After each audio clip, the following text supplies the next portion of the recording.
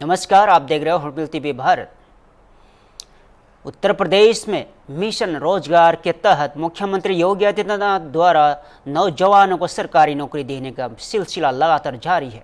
इसी कड़ी में आज लखनऊ स्थित लोक भवन सभागार में एक और अहम कार्यक्रम आयोजित हुआ, जहां मुख्यमंत्री योगी आदित्यनाथ ने 1112 कनिष्ठ सहायक और 22 एक्सरे टेक्नीशियन को नियुक्ति पत्र सौंपे। मुख्यमंत्री ने कहा कि ये सभी नियुक्तियां उत्तर प्रदेश अधीनस्थ चयन आयोग द्वारा पूरी तरह निष्पक्ष और पारदर्शी तरीके से की गई। उन्होंने ये भी साफ कहा है कि पूर्ववर्ती सरकारों में नौकरी के नाम पर रुपये वसूले जाते थे, लेकिन आज सिर्फ योग्यता और मेहनत का सम्मान हो रहा है। पिछले 8 सालों में मुख्यमंत्री योगी आदित्यनाथ द्वारा प्रदेश के युवाओं को 8.5 लाख से भी ज़्यादा सरकारी नौकरियां दी जा चुकी है और सरकार दावा है कि यह भर्ती अभियान भविष्य में भी और तेजी से आगे बढ़ेगा। कोमल मिश्रा। किस पोस्ट के लिए आपको मिला है नियुक्ति पत्र? स्वास्थ्य विभाग में क्लर्कल पोस्ट के लिए मिला है, जूनियर असिस्टेंट। पूरी बिल्कुल पारदर्शिता से, कहीं भी किसी भी तरीके की कोई हिंड्रेंस नहीं थी हम लोगों के लिए, बिल्कुल निष्पक्ष से। सरकार की भी अब तो पहले ज्वाइन करने दीजिए, विभाग समझ में आएगा तो उम्मीदों पे खरा उतरेंगे। पहले ज्वाइन करेंगे, वहाँ का परिवेश देखेंगे, उस हिसाब से काम करेंगे सब। बहुत ही पारदर्शिता से हुआ है, नियुक्ति पत्र मिला है और प्रक्रिया भी मतलब पारदर्शी रही है चयन की, तो बहुत अच्छा लगा। पारदर्शी रहा चयन प्रक्रिया, ईमानदारी से काम करेंगे और सेवा भाव से, बस।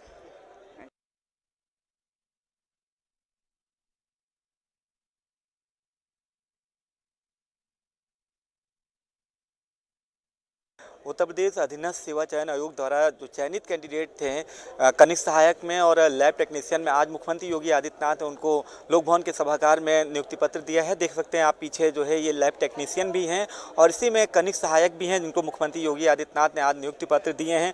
मिशन रोजगार के तहत ये आज नियुक्ति पत्र बांटे गए हैं और अब तक यूपी में करीब 8.5 लाख से ज़्यादा भी युवाओं को सरकारी नौकरी मिल चुकी है। हम लोगों से बात करेंगे जो नियुक्ति पत्र आए हैं, हम उन कैंडिडेट से बात करेंगे जिनको मुख्यमंत्री योगी आदित्यनाथ ने आज नियुक्त पत्र बांटे। हम उनसे बात करना चाहेंगे कि आखिर क्या नाम है भाई आपका? जी सर, मेरा नाम नूरुद्दीन है और मैं अम्बेडकर नगर से हूँ सर। आज मुख्यमंत्री योगी आदित्यनाथ ने आज आपको नियुक्ति पत्र दिए हैं, क्या लगता है वाकई में जिस तरह से कह रहे हैं निष्पक्ष और पारदर्शी तरीके से नियुक्ति मिली है आपको? जी जी जी, निष्पक्ष और पारदर्शी तरीके से नियुक्ति पत्र दिया गया है। क्या कहना चाहेंगे मुख्यमंत्री योगी आदित्यनाथ जी के बारे में? मैं उनका शुक्रिया अदा करना चाहता हूँ सर। और कैसा लग रहा है जब आज मुख्यमंत्री योगी आदित्यनाथ ने आज आपको नियुक्ति पत्र दिए हैं? क्या कभी सोचा होगा नियुक्ति पत्र मिलेगी, नौकरी मिलेगी और खुद मुख्यमंत्री योगी आदित्यनाथ आज आपको नियुक्ति पत्र बांटेंगे? हाँ, बहुत अच्छा लगा। ये तो वही हो गया सर, सोने पे सुहागा कि नियुक्ति पत्र भी मिला, वो भी सीएम सर के हाथों मिला सर। बहुत खुशी है, काफ़ी खुश हैं। कहना है साफ है कि सोने पे सुहागा है, नियुक्ति पत्र मिला मुख्यमंत्री योगी आदित्यनाथ ने। जी आपका क्या नाम है? जी, मेरा नाम कनक शर्मा है। कनक जी, आज आपको नियुक्त पत्र मिला है, मुख्यमंत्री जी कह रहे थे निष्पक्ष और पारदर्शी तरीके से भर्ती हुई है, और क्या कहना चाहेंगे आज मुख्यमंत्री योगी आदित्यनाथ जी ने आपको नियुक्त पत्र दिए? सर, निष्पक्षता के साथ तो ये भर्ती हुई है, हम लोगों ने दिया है ये एग्ज़ाम और बहुत ही पारदर्शिता के साथ इसको संपन्न कराया गया। और जैसे कि उन्होंने कहा कि हमको कनिष्ठ सहायक के पद पर रहते हुए बहुत ही स्पीड में अगर हम काम करेंगे तो हम इस आगे जो भी हमारे काम में करवाने लोग आएंगे तो हमको उसी तरह काम करना है, बहुत स्पीड में, तो हम वैसे ही करेंगे। अब जिस तरह से नियुक्ति पत्र मिला है निष्पक्ष और पारदर्शी तरीके से, तो यूपी के योगदान में आप अपना कैसा योगदान निभाएंगे यूपी के विकास में? यूपी के विकास में यही योगदान है, जो भी फाइल्स हमारे पास आएंगे हम उनको जितना जल्दी से जल्दी हो सके अपने ऊपर लेवल तक पहुंचाएंगे और अपना काम बहुत ही ईमानदारी से करेंगे। जिस तरह से निष्पक्ष और पारदर्शी तरीके से आप सभी को नियुक्ति पत्र मिला है, उसी निष्पक्ष और पारदर्शी तरीके से काम करेंगे। और भी लोग हैं, उनसे बात करेंगे कि आखिर उनका क्या नाम भी है आपका? भानु प्रताप सिंह। भानु जी, आज आपको नियुक्त पत्र मिला है, किस पद के लिए मिला? पहले तो कनिष्ठ सहायक के लिए मिला है, ये स्वास्थ्य विभाग में। क्या कहना चाहेंगे? मुख्यमंत्री योगी आदित्यनाथ जी ने आज आपको खुद नियुक्त पत्र दिया, क्या कभी सोचा होगा नौकरी मिलेगी और वो भी मुख्यमंत्री योगी आदित्यनाथ जी के हाथों में? ये सर सोचा था सर, प्रक्रिया सही तरीके से हो जाएगी और प्रक्रिया सही तरीके से हो गई। और सर बहुत बहुत धन्यवाद देना चाहूँगा सर ऊपर टेबल आयोग का और मुख्यमंत्री जी को। साफ है, काफ़ी खुश हैं और धन्यवाद दे रहे हैं मुख्यमंत्री योगी आदित्यनाथ जी का, जिस तरह से उनको निष्पक्ष और पारदर्शी तरीके से नियुक्ति पत्र मिला है। और भी लोगों से बात करेंगे। आप भी नियुक्ति पत्र पाए हैं क्या? नियुक्ति पत्र मिले? क्या नाम है? विश्वनाथ श्रीवास्तव, किस पद पे आप? X ray technician.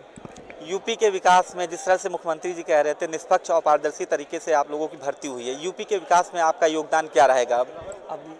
अब हमें पब्लिक रोगियों की सेवा करनी है, उनके श्रद्धा और विश्वास के साथ उनका जो सरकार ने हमें जो दायित्व दिया है उसका निर्वहन करना है।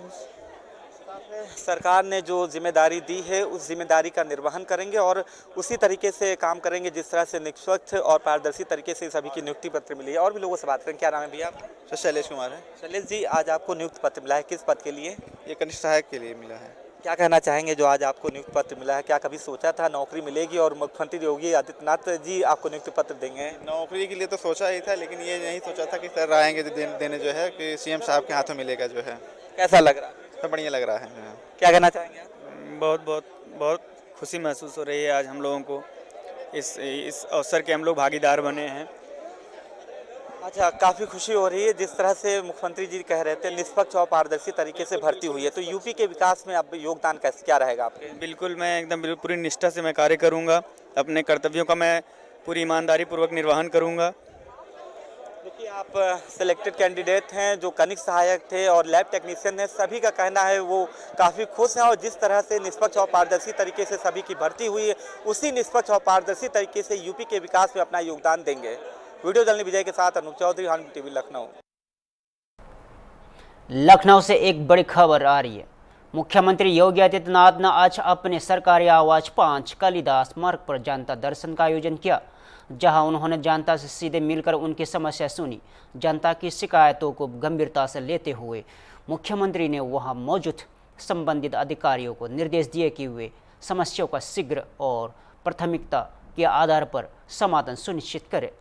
मुख्यमंत्री का कहना था कि सरकार जनता की सेवा के लिए प्रतिबद्ध है और किसी भी स्तर पर लापरवाही बर्दाश्त नहीं की जाएगी। जनता दर्शन कार्यक्रम में बड़ी संख्या में लोग पहुंचे और उन्हें उम्मीद के साथ अपनी समस्या रखी, जिन पर तुरंत कार्रवाई का आश्वासन दिया गया।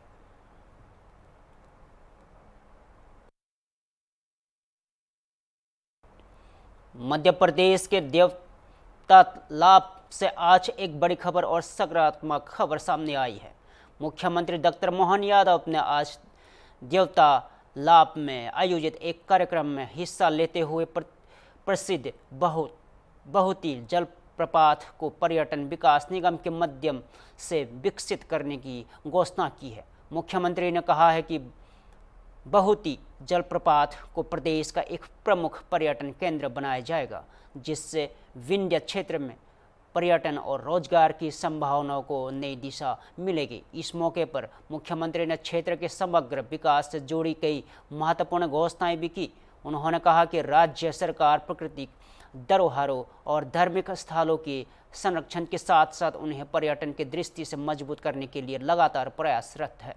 कार्यक्रम में मौजूद स्थानीय जनप्रतिनिधियों और नागरिकों ने मुख्यमंत्री की इन घोषणाओं का स्वागत किया और आशा जताई कि इससे क्षेत्र को विकास और नई रफ्तार मिलेगी। आइए सुनते हैं खुद मुख्यमंत्री ने क्या कहा। बहुती का जलप्रपात देखने गया, वाकई ऐसा लग रहा कि दुनिया में कहीं जाने की जरूरत नहीं, कितना जलप्रपात झरना कितना अच्छा है। पर्यटन विकास निगम के माध्यम से उसको भी विकसित कराने की घोषणा करता हूं। हमारा अपना टूरिज्म का बड़ा केंद्र बनेगा। जो आपके हिसाब से कर सकते आप आगे प्लान करना। देव तालाब उप तहसील को पूर्ण तहसील और पूर्ण तहसील हेतु संचालन हेतु भवन, नई गढ़ी और देव तालाब के अधिकारी कर्मचारियों के लिए आवास और इसके लिए राशि के आवंटन की मांग की गई। तो मैं अपनी तरफ से ये मांगी गई राशि देने की घोषणा करता हूं। आपने कहा तहसील नई गढ़ी का अनुविभाग में उन्नयन कर अनुविभागीय अधिकारी, राजस्व, पुलिस पदस्थापना और सभी प्रकार के अधिकारियों की स्थापना और कार्यालय का सृजन करना है। तो गणेश जी का विसर्जन हो रहा है, लेकिन नई व्यवस्थाओं का सृजन हो रहा है। तो इसको कैसे छोड़ना चाहिए, क्या मांगना चाहिए? जरा ताली वाली बजा के बताओ। तो नई घड़ी की व्यवस्था देने की भी घोषणा की जाती है। जोरदार अभिनंदन करें। आपने कहा देव तालाब में अनुसूचित जाति अनुसूचित जनजाति के बालक बालिकाओं के छात्रावास गिरने की स्थिति में नया भवन बनाना है। अरे हमारे SC ST के बालक बालिका हो या कोई वर्ग के हो, बच्चे बच्ची को तो देना ही चाहिए। जोरदार ताली बजा मैं देने की घोषणा करता हूं। आपने कहा देव तालाब महाविद्यालय में ऑडिटोरियम, अच्छा सभागार भी, सभा कार्यक्रम वगैरह करना होगा, वो 6 अतिरिक्त कक्ष भी मांगे, तो बच्चों को देना चाहिए, युवा विद्यार्थियों को मैं देने की घोषणा करता हूं। जोरदार अभिनंदन करें अपने युवा पीढ़ी के लिए। देव तालाब में एक अच्छा हॉस्पिटल और उसका उन्नयन और पहुंच मार्ग भी बनाना है। जोरदार अभिनंदन करो, मैं करने की घोषणा करता हूं। ये बहुत ही जलप्रपात को पर्यटन के रूप में विकसित करने, सौंदर्यीकरण करने, स्वागत द्वार बनाने, अष्टभुजी माता के मंदिर के सौंदर्यीकरण, चलिए जोरदार ताली बजाओ, इसको भी देने की घोषणा करता हूं। आपने कहा कि देव तालाब के मंदिर के शिवलोक का निर्माण करना है, तो जब महाकाल के महालोक का निर्माण हुआ है तो ये कैसे पीछे रह सकता है? जोरदार अभिनंदन करें, इसकी पूरी योजना बना के भेजे तो हमारे पूरे योजना का चरणबद्ध रूप से पैसा पहुंचा करके हमारा ये भी शिवलोक बनाया जाएगा। टीपा बरदौर हरहरा रोड से काड़ी गढ़वा रोड तक आपने कहा कि 11 किलोमीटर की सड़क बनाने की घोषणा की जाए। बनाना चाहिए क्या? अब विधायक जी स्वयं चल के आए तो बनेगी ही बनेगी। जोरदार अभिनंदन करें एक बार। उत्तर प्रदेश की सियासत में आज एक अहम हलचल देखने को मिली, जहां BSP सुप्रीमो मायावती ने लखनऊ में पार्टी संगठन की तैयारियों को लेकर एक महत्वपूर्ण समीक्षा बैठक की। बैठक में उन्होंने हर स्तर पर पार्टी कमेटियों के गठन की प्रक्रिया को तेज करने और सर्व समाज में जनाधार बढ़ाने को जोर दिया। साथ ही 9 अक्टूबर को BSP के संस्थापक कांशीराम जी की पुण्यतिथि को लेकर एक ऐतिहासिक कार्यक्रम की घोषणा करते हुए उन्होंने कार्यकर्ताओं से इससे पूरी तरह सफल बनाने की अपील की। मायावती ने देश भर में धार्मिक स्थलों और महापुरुषों के प्रति हो रहे अनादर को लेकर भी गहरी चिंता जताई और इससे एक सामाजिक और सांप्रदायिक षड्यंत्र करार दिया। अंतर्राष्ट्रीय मोर्चे पर भी उन्होंने अपनी बात रखी और कहा कि अमेरिका द्वारा लगाए गए ट्रंप टैरिफ से उत्पन्न नई चुनौतियों को से निपटाने के लिए भारत सरकार को अपनी नीतियों में बड़ा सुधार लाने की ज़रूरत है ताकि देश का मान सम्मान बना रहे। तो क्या BSP इस बार नए तेवर और राजनीति के साथ सियासी मैदान में उतरने को जा रही है? जवाब आने वाले वक्त में मिलेगा।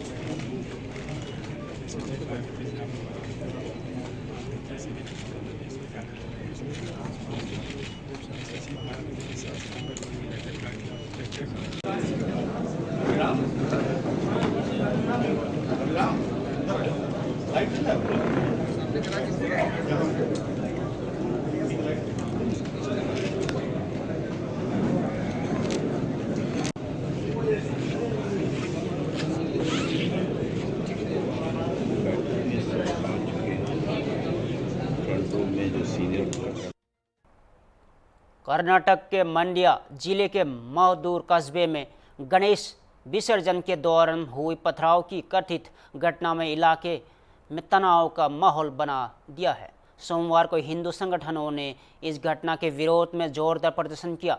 कर्नाटक के गृह मंत्री जी परमेश्वर ने इस घटना की पुष्टि करते हुए बताया कि क्षेत्र में धारा 114 लागू कर दी गई है और स्थिति को नियंत्रित करने के लिए पुलिस ने सभी जरूरी कदम उठाए हैं। पुलिस ने प्रदर्शनकारियों को तितर बितर करने के लिए हल्का लाठीचार्ज भी किया और कुछ लोगों की हिरासत में लिया गया है। इधर केंद्रीय मंत्री शोभा करंटलाजे ने मीडिया से बात करते हुए कहा कि इस बार गणेश उत्सव के दौरान सांस्कृतिक कार्यक्रमों डीजे और जुलूसों की अनुमति नहीं दी गई थी, जिससे स्थानीय लोगों में नाराजगी देखने को मिल रही है। आइए सुनते हैं। Under control. The entire state, one or two small incidents also happened, and one stabbing incident also had happened. Hindu विरोधी को मदद मिल रहा है।